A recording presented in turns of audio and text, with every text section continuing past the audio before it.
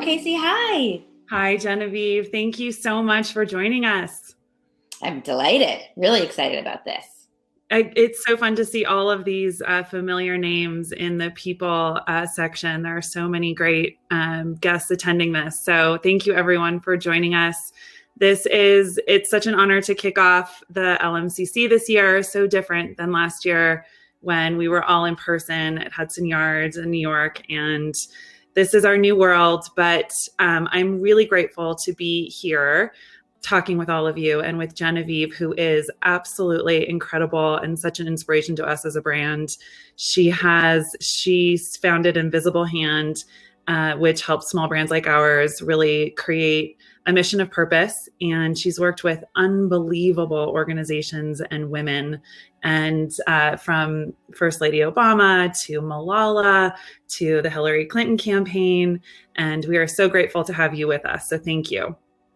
I'm really excited to be here, Casey. And I don't know, y'all, I don't do a lot of sort of beauty luxury related things, but Casey sent me some St. Jane earlier in the week. And I have to say, I feel like I'm very glowy for this. Your skin is very glowy, so happy to do that. That product has transformed my skin in 7 days. But Casey, I would love it if you could just tell us a little bit. I know that St. Jane has had such a sort of rocket ship, beautiful meteoric rise, but if you could take us back to the beginning and give us a little bit about your origin story, a little about your background and how St. Jane came to be. Absolutely. So we launched St. Jane just about 19 months ago. We're still very much a new brand. I always say we're sort of like a toddler at this point. We're still working on all of our footing, but it's been an exciting, crazy year and a half. We launched in January of 2019, and the idea behind the brand really started for me when California was legalizing cannabis, and I started learning about CBD. And in fact, I've told this story. I read an article on Pop Sugar, and it was how CBD is nature's Xanax meets Advil. And I thought, okay, I need to go deeper on this. I need to know exactly what this is. And I think, personally, just from a mental health perspective, it was intriguing to me that there could be a solution out there that was sort of non-medicinal, even though now we've learned that it is so borderline medicinal.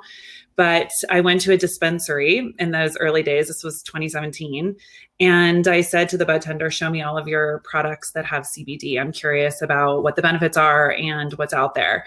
And all the products were really crunchy and hippie and didn't at all feel like they were developed for skin. There were a few topicals, but they were in coconut oil, and it didn't feel like anything had been created for the luxury skincare market. And so I started working with CBD and realized that it had unbelievable benefits for the skin. And next to all these products that I was looking at this dispensary was this list of all of the benefits that CBD was reported to do. So regulating gut health and immunity and pain and sleep, anxiety. And I thought, gosh, if CBD can do even one of these things, it's one of the most exciting skincare ingredients of our time. And my background being in the beauty and wine industries, I've been a brand creator for the majority of my career. In the wine industry, creating brands like Cupcake, and in the beauty industry, creating brands like Marc Jacobs, Elizabeth and James, Disney, Hello Kitty for Sephora. And so I was a product junkie and a formula junkie, and getting very excited about an ingredient doesn't happen very often. And so I felt very passionate about creating a brand that was going to really help people's skin. And that's where it started. St. Jane is both an homage to the innocent side of Mary Jane, but also an actual saint who lived in the 1500s and dedicated her life to healing women. And so that's really where our brand started, with this healing-centric approach to beauty. And we've got a collection of products that I think really stay true to that mission. And we also have really built in this idea that we are so mission driven in who we are, and healing not only skin, but trying as best as we can, as sort of small as we still are, to heal some of the issues in the world. Yeah, well, and I want to talk about that a little bit, Casey, because, you said a little bit about my background, but I own a social impact agency, and we spend all day on the phone with companies who are trying to figure out how to do both the practical work they want to do in the world, whether they're a widget builder or building skyscrapers or whatever it is, while also really spinning the world forward. And something that I hear, and I would say close to 100% of the conversations that I have, the first conversation that I have is that, I really want to have purpose. I can tell that's where the consumer is going. I can tell it's where my heart and mind is, but I'm so small and I'm just getting started. And when I'm bigger, or when I have 50 employees instead of 2 employees, or when when we have an office instead of doing this at my kitchen table, that's when I will build out my impact strategy.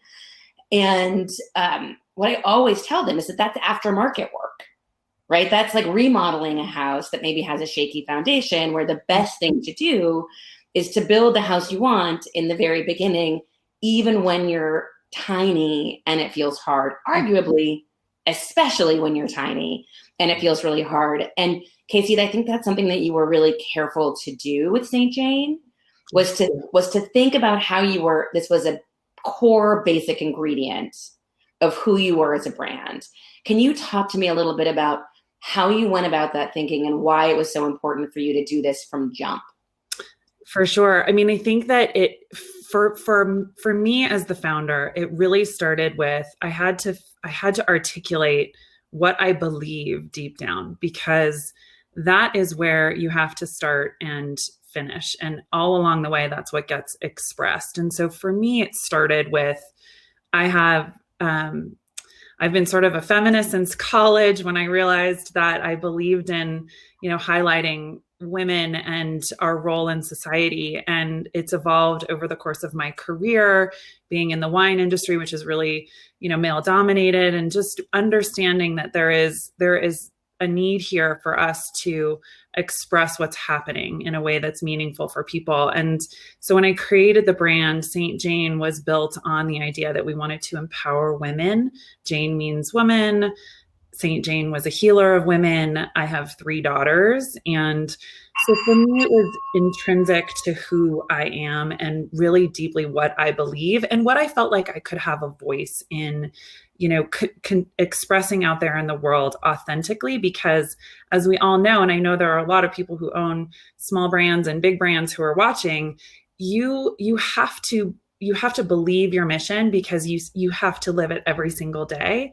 And if you're halvesies on it, it's going to come across as inauthentic. And so for me, it was really about, I started from a place of women, and it is evolved as this brand has matured just in the last year and a half, where I've become so much more knowledgeable about what that means and how we can help women. And it's not just broadly women. It is sort of distinctly and specifically women of different races and backgrounds and experiences. And so I've become much more, I think, aware in having this CBD brand as a founder about how I can make a change, and feeling more confident in my voice in that. Right.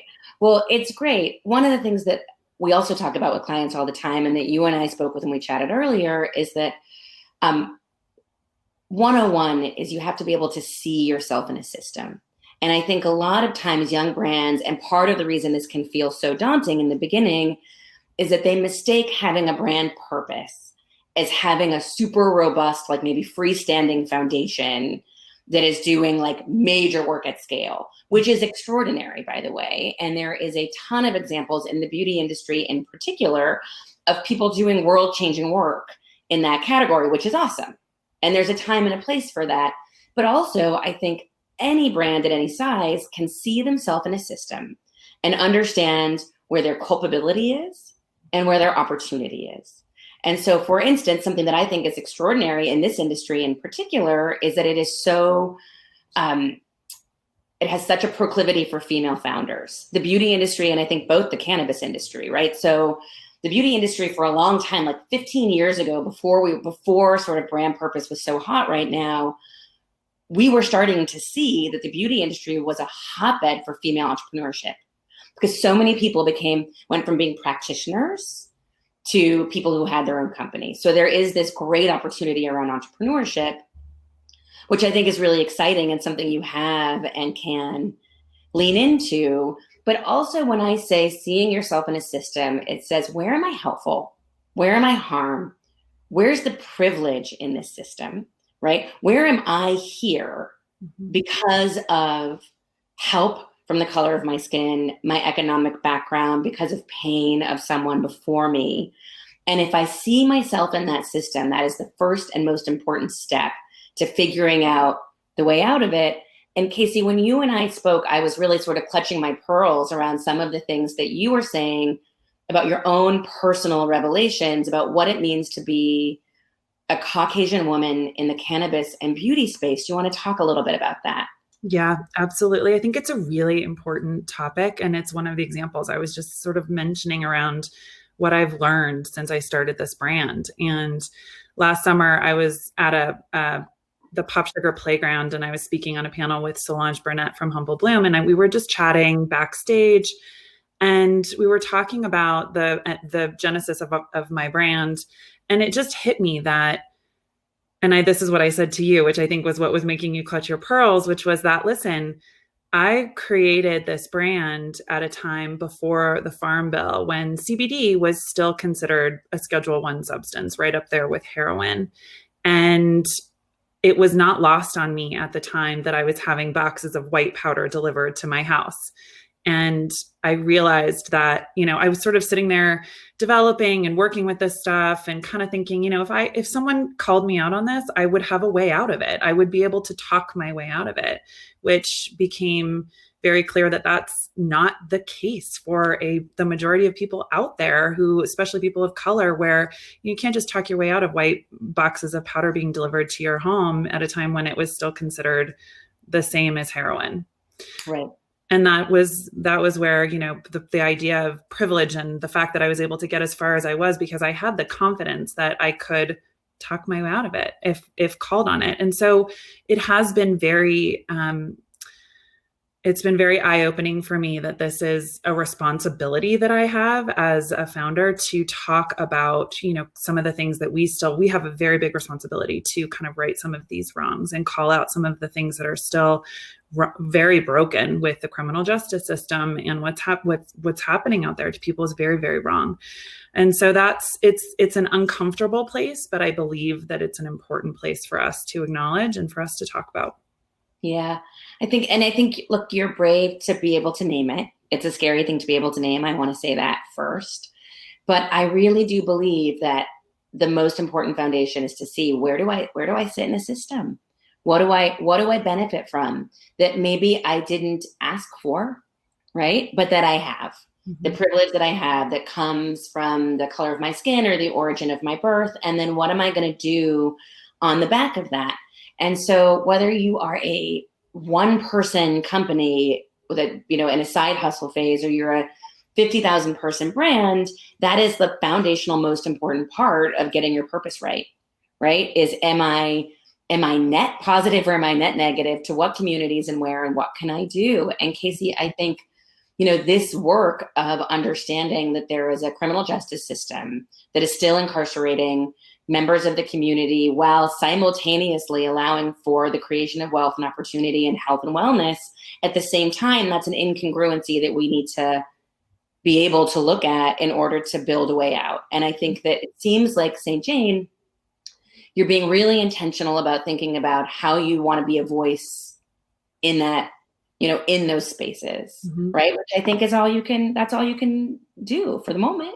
We're trying. We're trying. And we are trying to amplify it in a way that is resonant. We believe that if we can help people feel, it's not, it's Maya Angelou's quote, it's not always what you say, it's how you make people feel. And that's where we're starting from, that we want to talk about the experiences of women and people of color and how they're impacting the world that we live in. And so we're walking before we're running, we're crawling before we're walking, but it is so intrinsic to who we are. And so, and I want to talk about this, and it's part of why we wanted to kick LMCC off with this message, is I hope that we can come together as brand founders, as a community, as investors, to talk about this, because if we don't start talking about it, it's never going to go anywhere. And I think the conversation is already that 2020 has been so extraordinary for the conversation, but we're just getting started. And I don't want it to end. We talk a lot about how it's a movement, not a moment. And we just want to keep this dialogue going so that we can continue to, impact change. And if we stop talking, we've got nothing. Right. Well, and I think it's, yes, 100%.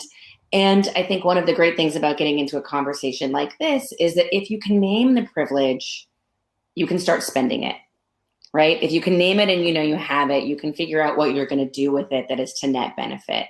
Mm-hmm. And every person who is watching this has some modicum of privilege that is at their disposal that they can use. And so I think, one of the things that we tell companies all the time is look at your whole system, right? Look at who you're hiring. Look at how you thought about how you found those people and who you asked. Look at what you consider credible and relevant experience. Look at what you call expertise. Look at who you're in dialogue with, who's in the room with you. And all of those are opportunities, right, to balance a system that they don't require a big philanthropic investment. You don't have to endow a fund. You don't have to start a private foundation. It's a base level practice, right? We talked about this a lot, Casey, that you can look at things like, vendors and practices. I know that we talked a little bit about Aurora and the 15% pledge. And there are some, how do you feel about the things that you're starting to see in the industry that are supportive of these kinds of, this kind of change and these kinds of movements? I think it's a good step in the right direction. I think that in a lot of the conversations I've had with Black founders, one of the big questions is, is it performative? If I sign on with retailers, for example, are they really invested in building the brand, or are they committed to the 15% and then I sit on a shelf? And so, because I'm part of this clean beauty summer school that was created by Tower 28, Amy Liu, and it's been really incredible. We have these unbelievably inspiring brand founders who are involved, and the criteria is, Black and people of color brand founders. And we are a series of mentors we don't have a lot of dollars to share at this point, but we have our experience. And so I've had lots of conversations, very deep conversations with these brand founders. And so there are some sort of concerns around how they navigate this new world of a lot of eyeballs and a lot of opportunity, and how do they, best take advantage of that. And so there's a lot of collaboration happening, and I think it's inspiring all around that we're all kind of coming together, trying to figure out how to navigate this new world. So I think it's a good start. It's just, there are still a lot of questions, and we're architecting the narrative of it, as we go. And what I think is so cool is that a lot of us are coming together to do it together and really have that dialogue around some of the challenges and the headwinds and what we need to watch out for, and, how we can lift each other up. And so that feels really exciting. And I know there are a lot of companies who are doing similar things. And so I think we're moving in a good direction. There's still a lot of work to do, and we're just getting started, but it does feel like we're moving in a good direction. Right. Well, and I think it's, it is a little bit of the 101, right? Like, be vulnerable, say when you don't know something, ask for help. Right. It's, that's important. And I think also, I'll just name, it's interesting to me that we're talking about in particular within this industry, a connection to the criminal justice system, which is such a story about racial justice. And we're two white women talking about it. But I think it's also important in some of the work that we're doing right now to, when we can, remove the burden from the people of color in our lives and people of color in our space, and work this shit out by ourselves. Yep. And when we are seeking help and asking those questions, being remunerative and paying people for that help. And so that we can, do our own internal work, right? And make sure that we're doing what we can and not adding to the sort of emotional labor of getting this stuff done, but also make sure that you have the right people in the room when you're building systems and programs, right? We talk a lot about there's this sort of hearts and mind work, which I think is the work that you and I are talking about. And then it meets this systemic work, which is, and I think, you want both of those things to play at once, right? And so it's like, what is the work that this industry or St. Jane or whatever needs to do to see themselves in a system? And then what are the systems that we need to rage against, right? And how do we rage against those systems? By where we're spending our money, by what we're investing in, et cetera. How does that, something like that, sit with you?